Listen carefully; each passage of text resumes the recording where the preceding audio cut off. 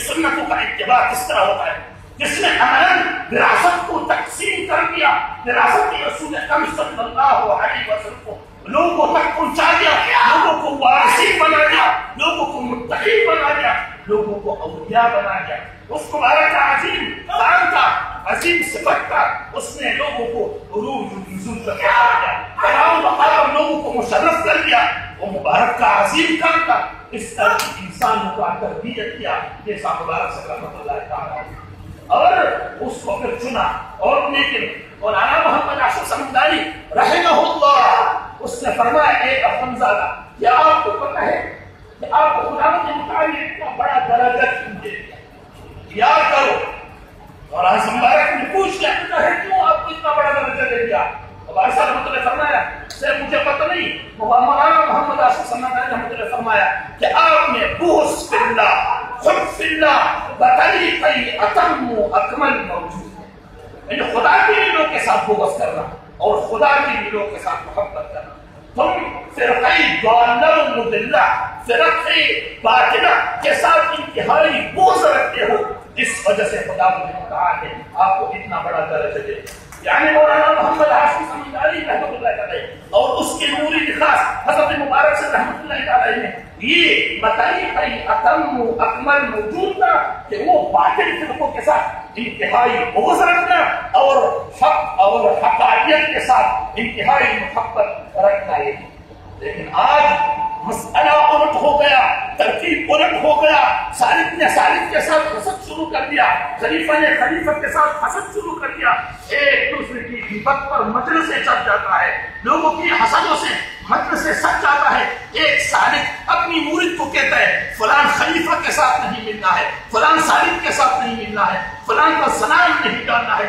مجھے اس طرح کا بھی حالت دیکھنے میں آیا کہ ایک گلی میں دو سیفی بھائی رہتا ہے، دونوں گلی میں موجود وہابی کے ساتھ تعلق رکھتا ہے اور اپنے درمیان میں بات نہیں کرتا۔ یہ للہیت نہیں ہے، یہ شیطان کا راستہ ہے، یہ شیطان کا خلافت ہے، یہ طریقت نہیں ہے، یہ ضلالت ہے، یہ گمراہی ہے۔ مولانا محمد عاشق سمندانی رحمۃ اللہ علیہ جو تربیت بنایا تھا وہ حب فی اللہ تھا، وہ بغض فی اللہ تھا۔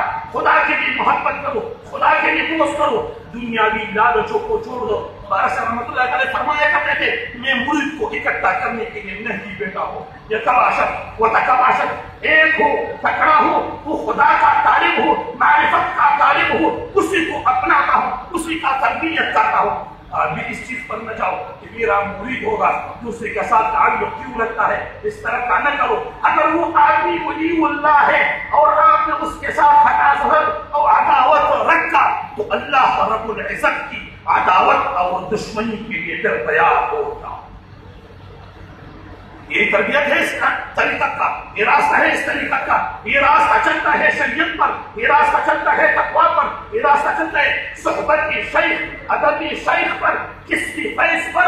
اگر آپ نے کس کی فیض کا طلب ہے، اگر آپ نے فیض کی لینے کا طلب ہے، آپ طالب مولا ہے، طالب حق ہے، محفل میں آتا ہے اور آپ کا نیت خالص معرفت خداوندی ہو، فیض آپ کو پہنچ جائے گا۔ لیکن اگر آپ کا مطلب ہے پیر بنوں گا، لوگ ہاتھ چومے گا، عزت کرے گا، چرچا ہو جائے گا، اللہ رب العزت کے سب کچھ دے گا، وما لهم فی الآخرۃ من خلاق، اس کے لیے آخرت میں کوئی حصہ نہیں ہوتا ہے۔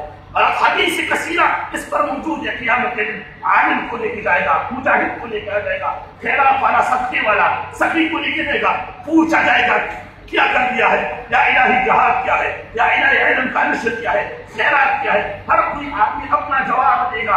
اللہ تبارک و تعالیٰ فرمائے گا تو نے یہ کام کر دیا، دنیا میں لوگ کہے بڑا پیر ہے، لوگ کہے بڑا عالم ہے، لوگ کہے بڑا سخی ہے، لوگ کہے بڑا جہاد ہے، وہ چیز میں نے دنیا میں آپ کو دے دیا، اب اس کو منہ کے دل ڈال کے جہنم میں ڈال۔